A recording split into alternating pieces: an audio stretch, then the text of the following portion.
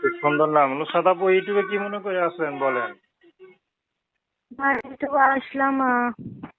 আমার ফ্যামিলিতে মা আছে, আর ছোট একটা বোন আছে। বাবা নাই, বাবা বিবাহ করে চলে গেছে আজকে অনেক বছর। কোনো খোঁজ খবর নেয় না আমাদের। তো বর্তমানে ভাড়া বাসার মধ্যেই আছি। আমাদের যে বাড়ি ছিল ওইখান থেকে আমার চাচারা বাইর করে দিছে বাবা চলে যাওয়ার পরে। তো এখন আমার বয়স, বিবাহের বয়স হয়েছে। তো আমি চাইতেছি আর কি যে একটা যদি ভালো মানুষ পাই। আবার আমার অবস্থান দেখে এখন তো বাবা নাই, ছোট বোন আম্মা অসুস্থ, আর্থিক ভাবেও সমস্যা। তো যদি আমার অবস্থান বুঝা, আমি গরিব ঘরের মেয়ে, তো কেউ যদি আমার পাশে দাঁড়ায় বা বিবাহ করতে চায় আমাকে পছন্দ করে, তাইলে বিবাহ শাদী করবো। আচ্ছা, তো আপনি পড়াশোনা কতদূর করছেন?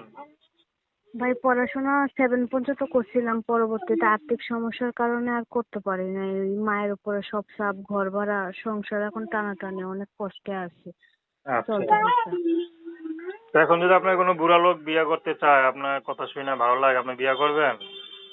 ভাই এখন সে যদি বয়স্ক হয় তাতে সমস্যা নাই। যদি সে আমার সমস্যাটাও বুঝে, আমি গরিব ঘরের আর্থিকভাবে সমস্যা, সে যদি মাইনা নিয়ে আমার দায়িত্ব নেয়, আমার খোঁজ খবর রাখে বা আমার মা বোনেরও খেয়াল রাখে, তাইলে আমি সে বয়স্ক হইলেও বিবাহ করতে রাজি আছি। আবার সে যদি আমার পাশে থাকে তাইলে বিবাহিত হইলেও সমস্যা নেই, আমি রাজি আছি নাম কি বিবাহ বললেন? করার জন্য।